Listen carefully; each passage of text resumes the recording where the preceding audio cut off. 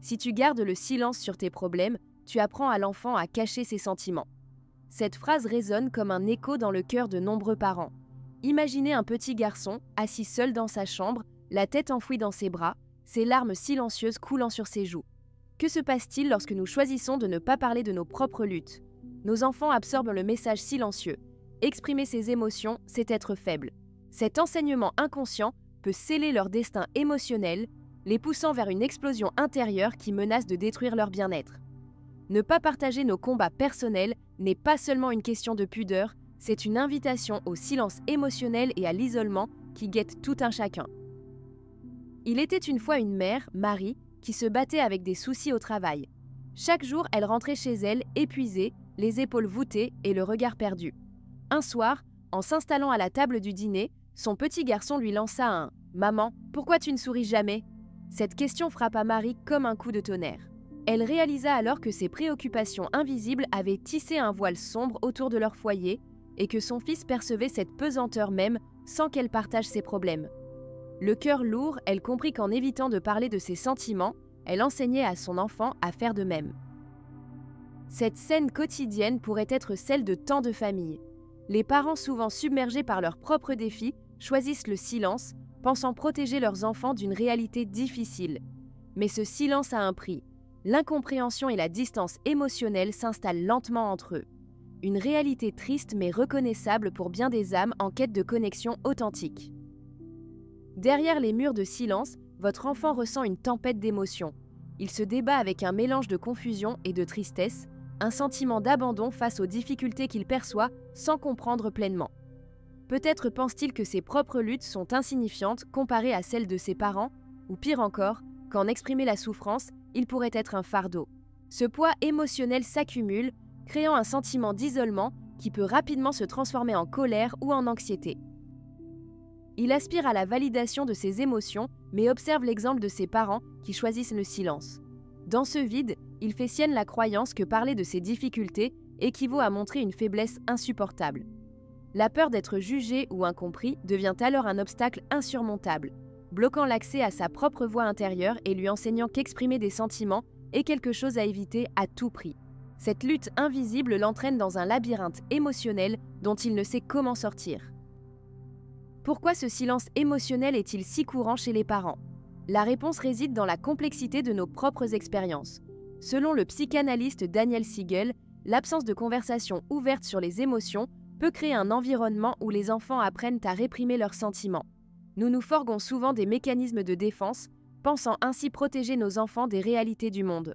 Mais en réalité, comme le souligne la Harvard Medical School, cette approche peut mener à une accumulation de ressentiments et d'anxiété chez l'enfant, entraînant des conséquences néfastes à long terme. Lorsqu'un parent évite de partager ses luttes personnelles, il transmet un message subtil mais puissant. Parler de soi équivaut à être vulnérable, à perdre le contrôle. Ce phénomène est souvent renforcé par des croyances culturelles qui valorisent la force et l'autonomie au détriment de l'expression des émotions. En fin de compte, chacun d'entre nous a besoin d'un espace pour se sentir en sécurité afin de partager et d'exprimer ses vérités intérieures, tant pour lui-même que pour le bien-être des générations futures. L'histoire de Sophie, une mère déterminée, illustre parfaitement le chemin vers la transformation. Au début, elle ne partageait jamais ses inquiétudes avec son fils, éprouvant la peur de le surcharger. Un jour, lors d'une séance de calme en famille, elle a décidé de parler ouvertement de ses préoccupations face à des changements au travail. À sa grande surprise, son fils a commencé à partager ses propres peurs liées à l'école. Ce moment d'échange a non seulement renforcé leur connexion, mais a également permis à son enfant de comprendre que ses émotions avaient de la valeur. Un autre exemple est celui d'Éric, qui a pris conscience qu'il évitait toute discussion émotionnelle après une période difficile. Lorsqu'il a finalement décidé de s'ouvrir sur ses luttes avec son propre père, cela lui a permis non seulement d'apaiser ses angoisses, mais également d'encourager son fils à faire de même. Leur relation s'est progressivement transformée en un véritable espace sécurisé pour l'expression des sentiments. Ces récits montrent qu'il est possible de changer la dynamique familiale et d'ériger un environnement où les émotions peuvent être accueillies et partagées sans crainte. De nombreux parents commettent des erreurs, souvent inconscientes, qui renforcent le silence émotionnel au sein de leur famille. Le premier piège est de minimiser les sentiments de l'enfant en disant « Ne t'inquiète pas, c'est rien ». Ce qui se cache derrière ce discours, c'est une volonté de les protéger, mais cela enseigne à l'enfant que ses émotions ne valent pas la peine d'être valides. Un autre écueil fréquent est le fait de faire preuve de vulnérabilité sélective. Par exemple, lorsqu'un parent dit « Je suis très fatigué aujourd'hui, mais je suis fort », ils transmettent l'idée que seule une façade de force est acceptable. Cela peut pousser l'enfant à cacher ses propres faiblesses par peur du jugement. Enfin, refuser d'aborder des sujets sensibles parce qu'ils sont difficiles à partager impose un mur invisible entre les membres de la famille. Dire simplement « nous ne parlons pas de ça » ou éviter complètement le sujet ne fait qu'accroître l'angoisse en empêchant tout dialogue constructif. Au lieu de cela, il serait bénéfique d'adopter un langage qui favorise l'expression des émotions et montre que partager ses luttes est tout sauf un signe de faiblesse. Pour aider votre enfant à exprimer ses émotions et créer un espace de communication ouverte, voici quelques étapes concrètes que vous pouvez commencer à mettre en pratique dès aujourd'hui. Engagez des conversations régulières sur les émotions. Commencez par poser des questions simples comme « Comment s'est passée ta journée ?» ou « Qu'as-tu ressenti aujourd'hui ?» Montrez que toutes les émotions sont légitimes et qu'il est normal d'en parler. Partagez vos propres sentiments de manière appropriée. En étant honnête sur vos défis, même si cela implique une certaine vulnérabilité, vous montrez à votre enfant qu'il est acceptable d'exprimer ses propres luttes. Par exemple, dites « Aujourd'hui a été difficile pour moi et c'est normal d'avoir des journées comme ça ». Utilisez des livres ou des histoires pour explorer les émotions ensemble. La lecture d'histoires qui abordent des thèmes émotionnels peut ouvrir la voie s'il y a des discussions significatives. Demandez à votre enfant ce qu'il ressent face au personnage de l'histoire. Pratiquez un temps de gratitude en famille chaque jour. Encouragez chacun à partager une chose dont il est reconnaissant. Cela peut aider à créer un climat positif où l'expression des émotions devient naturelle.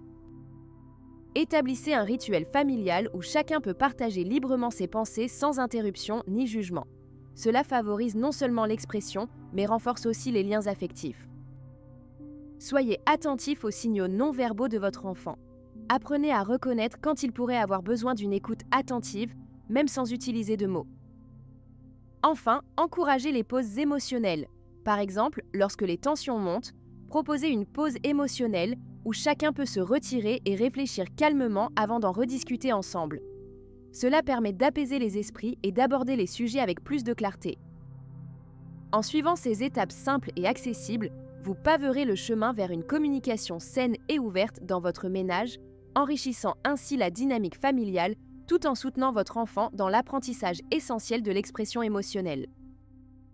Il est courant d'avoir des questions lorsque l'on s'engage à améliorer la communication avec son enfant. Voici quelques interrogations fréquemment posées, accompagnées de réponses pour vous rassurer. Que faire si mon enfant crie ou se fâche ? Il est essentiel de rester calme et d'écouter ce qu'il exprime. Les cris peuvent être un signe de frustration intense. Prenez une grande respiration et montrez-lui que vous êtes là pour l'écouter sans jugement. Une fois calmé, encouragez-le à partager ce qui le dérangeait réellement. Comment puis-je rester calme lorsque les émotions s'enflamment ? Rappelez-vous que vos propres émotions sont valables aussi. Si vous sentez la colère ou l'anxiété monter, prenez un moment pour respirer profondément avant de répondre. Poussez-vous à réfléchir. Comment aimerais-je que mon enfant réagisse ? Cela peut aider à recentrer votre réponse sur la compréhension plutôt que sur la réaction. Mon enfant semble toujours réticent à parler de ses sentiments. Que faire ? La réticence est souvent un signe de peur ou d'incertitude. Continuez à créer un environnement sûr en lui parlant régulièrement des émotions à travers des jeux, des livres ou des activités artistiques. Plus il sera exposé à ces discussions, plus il se sentira en sécurité pour partager ses propres ressentis.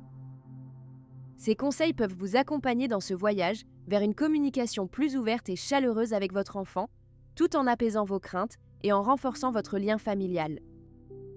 Imaginez un avenir où votre enfant aborde chaque défi avec confiance, où il se sent libre d'exprimer ses émotions sans crainte de jugement. Visualisez-le partageant ses joies et ses peines avec vous, sachant qu'il peut compter sur votre écoute bienveillante. Ce tableau n'est pas qu'un rêve, mais une réalité tangible qui peut se construire dès aujourd'hui. En instaurant un dialogue ouvert autour des émotions, vous ne lui offrez pas seulement un moyen de s'exprimer. Vous lui donnez les outils nécessaires pour naviguer à travers la vie avec résilience et authenticité. Pensez à toutes ces fois où il a hésité à partager quelque chose d'important par peur du ridicule ou du rejet. En mettant en pratique ces changements, vous transformez votre foyer en un sanctuaire d'amour et de compréhension. Quel impact incroyable cela aurait sur sa croissance émotionnelle! Alors, êtes-vous prêt à faire le premier pas vers une communication authentique et enrichissante? Le chemin peut sembler intimidant, mais chaque petit pas compte et ne fait que renforcer ce lien précieux entre parents et enfants. Si vous avez trouvé ces conseils utiles et que vous souhaitez approfondir vos connaissances sur la communication émotionnelle avec votre enfant, pensez à vous abonner à notre newsletter. Chaque semaine, nous partageons des idées, des histoires inspirantes et des outils pratiques pour vous accompagner dans ce voyage fort enrichissant vers une parentalité épanouie. Rejoignez notre communauté de parents passionnés et ensemble, construisons un espace où chaque émotion compte et où chaque voix mérite d'être entendue. Prenez soin de vous et de votre famille et à très bientôt.